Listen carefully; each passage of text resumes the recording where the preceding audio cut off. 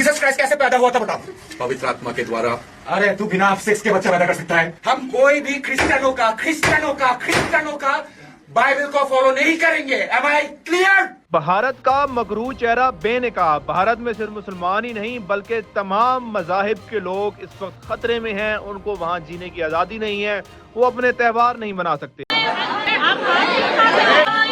जी हाँ, बिल्कुल, जैसा कि आप सब लोग जानते हैं कि क्रिसमस में चंद ही दिन बाकी हैं और क्रिसमस के लिए जो है पूरा साल क्रिश्चियन, हमारे जो भाई हैं, क्रिश्चियन मजहब के जो लोग हैं, वो इंतजार करते हैं।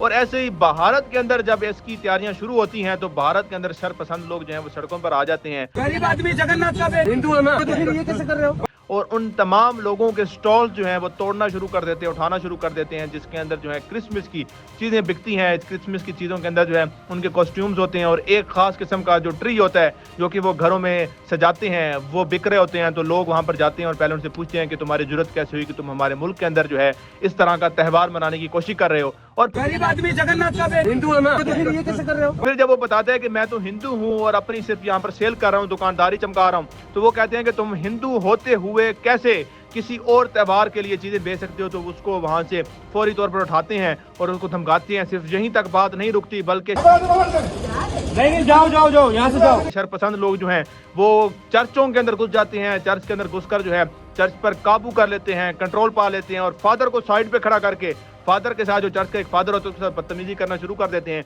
हम कोई भी क्रिश्चियनों का बाइबल को फॉलो नहीं करेंगे। Am I clear? विदेशी क्रिश्चियन लोगों का, विदेशी भाषाओं का बाइबल हमारे इंडिया में चलेगा नहीं। तो ये तमाम तर मामला जो है ये भारत के अंदर हो रहा है। ये वही भारत है जिसके बारे से कहा जाता है भारत जो है वो बड़ा शायद एक महफूज मुल्क है कि वहाँ पर कोई भी आकर रह सकता है आज़ादी के साथ। तो इस वीडियोस के बाद, इस तमाम मामले के बाद एक सवाल जो बहुत ज़्यादा उठना शुरू हो गया है कि वो तमाम भारतीय हिंदू जो पूरी दुनिया में मुख्तलिफ ममालिक में रहते हैं, जो USA में, अमेरिका में और मुख्तलिफ ममालिक में जो है आबाद हैं, क्या उनको वहाँ पर ऐसे ही पाबंदियों का फिर सामना करना पड़ेगा? क्या अब उनको वापस अपने मुल्क भेज दिया जाएगा? और जब उनके त्यौहार आएंगे जैसे होली है और इस तरह के त्यौहार, क्या उनको भी मना किया जाएगा? क्योंकि हमेशा देखा गया है कि हिंदू या कोई भी मजहब का किसी भी मुल्क में है या किसी भी मुल्क के किसी भी खत्ते के अंदर रह रहा है तो उसको मुकम्मल तौर पर आज़ादी होती है कि वो वहाँ पर जो है अपने त्यौहार को मानता भी है, मनाता भी है, उस हवाले से चीजें खरीदता भी है, चीजें बेचता भी है। लेकिन भारत के अंदर ये जो चीज देखी जा रही है, यहाँ का पैसा खा रहे हो तो मुंह में भी हिंदी बोलना सीखो। ये शायद